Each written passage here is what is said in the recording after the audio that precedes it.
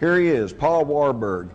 And here's the house on Jekyll Island where the plans were laid to instill upon us the Federal Reserve System, which is neither federal nor has any reserves. All right? It is a system of 12 banks. It's a system of 12 banks that are in turn owned by other private banks. And in fact, most of the studies that have been done show that the majority of ownership in the banks that control the Federal Reserve are held by people who are not even Americans. Think about that one. I could get into money and the whole thing, but let's keep going. Here's the original Federal Reserve Board, and there's old Paul. He headed up the original Federal Reserve Board. And here we see Woodrow Wilson and Colonel House and his wife. And this is where it begins to tie into the older secret societies, because as I pointed out, Trilateral Commission connects to the CFR. The Intercorps leadership is Bilderberger. The CFR was created right after World War I by Colonel House, Bernard Baruch, and others to try to sell us on the idea of globalization. And these folks had been members of the old Cecil Rhodes secret society called the Round Tables. Here is a cartoon from 1911 showing Karl Marx shaking hands with J.P. Morgan, George Perkins, Teddy Roosevelt, John Ryan of National City Bank, John D. Rockefeller, and Andrew Carnegie. They financed communism. They created it. Why? So they could play both ends against the middle. Think of Cold War. And now it's over with. And think of the billions of dollars that were squandered on that Cold War. Think of what this country could be today if we'd spent that money building schools and upgrading education, upgrading health facilities. No, that was not going to make them money. So see, back in 1911, those old folks knew better about what was really going on than we do today. And this is just a little graphic showing the New World Order and how that it tracks on down. You can take a look at that. I do want to mention the Hegelian dialectic. That sounds pretty fancy, but basically all it is just action, response, and then synthesis, whatever you work out. You all do this all the time. You and your wife or husband decide you want to go to the movies. One of you says you want to go see movie A. The other says, no, I don't want to see that. I want to see movie B. Okay? Well, the one who wants to see movie A, that's thesis. That's his thesis or her thesis.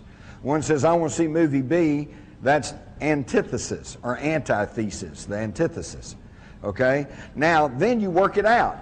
If you're like me and my wife, what we usually do is end up going seeing movie C, which is second choice for both of us, but it's one we can agree on. That is synthesis. And that's how it works. And all Hegel did was simply kind of work out this formula for human interaction. But where the secret society folks took a leg up on it is they figured out you don't have to wait for a problem and then offered a solution, and then how it works out is what you get. You create a problem. You create a problem, then you offer the solution, and then whatever's worked out, you got it. When the Murrah Federal Building was bombed, they had anti-terrorist legislation pending in Congress, and some of it was pretty draconian. It was going to just shred the Constitution, and most people were going, wait a minute, I don't know. They weren't going for it, and it was hung up. It wasn't going anywhere. Boom, federal building in Oklahoma blows up. I'm not going to go into that, but most of you know there's a whole lot more there than Timothy McVeigh and his little fertilizer bomb, okay? But boom, it goes up. All right, now you got a problem. And what's the solution? Got to pass all this anti-terrorism legislation. But then that's a problem. So what's the solution? Well, you work on it, you water it down, and it still got passed. Not to the extent they originally wanted, but it got passed. And it's the same thing that we knew the communists did for years. 2 steps forward, 1 step back. 2 steps forward, 1 step back. This stuff they've rammed through over the past year, Homeland Security, Patriot Act. You hide and watch as the years drove on, unless they pump us up again with some other terrorist act, which they're liable to if we start balking at everything. But courts will begin to throw some of that stuff out. and the thing will start coming back into balance. Already there are 60 cities in the United States that have passed ordinances that are ordering their local police and law enforcement people not to enforce Homeland Security and Patriot Act provisions because they're unconstitutional.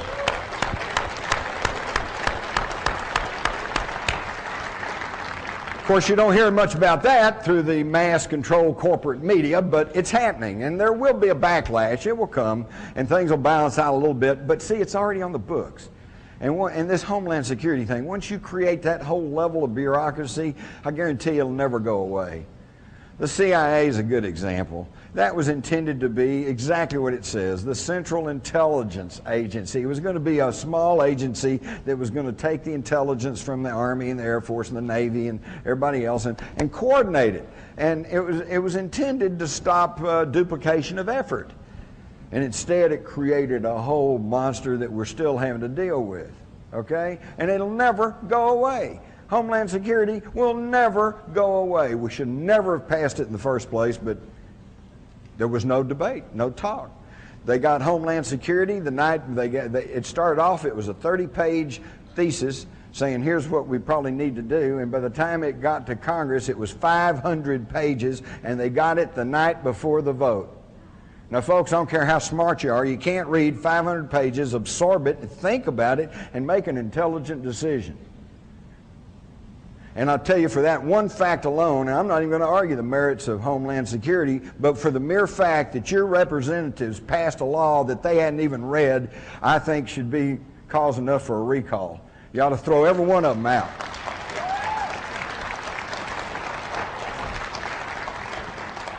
Because what's the first thing a lawyer will tell you? Never sign anything until you've read it. And these guys passed the Patriot Act and the Homeland Security, and they didn't even read it. They had no idea what they were passing. Does any of y'all remember back about 1997 or 1998, there was a little furor that got going over something called a banking program called Know Your Customer. Anybody remember that? Yeah, and the whole idea is that your bank was going to have to turn around and be a snitch to the federal government. If your deposits somehow were a little bit different than the normal, or if you withdrew an inordinate amount of money or whatever, they were going to report you, be required to report you. And they were going to keep massive personal information files, okay? Your wife, your family, et cetera, et cetera. But that kind of got public, and everybody went, wait a minute, we're not going to put up with that. And sure enough, they kind of backed off, and we all felt real good, right, that they didn't get that through. It's in Homeland Security. It's in there. It's happening. And you never got to vote on it, did you? You can go all the way back to the war between the states, or where I come from, we call it the War of Northern Aggression. But it was a deal. It was all a deal.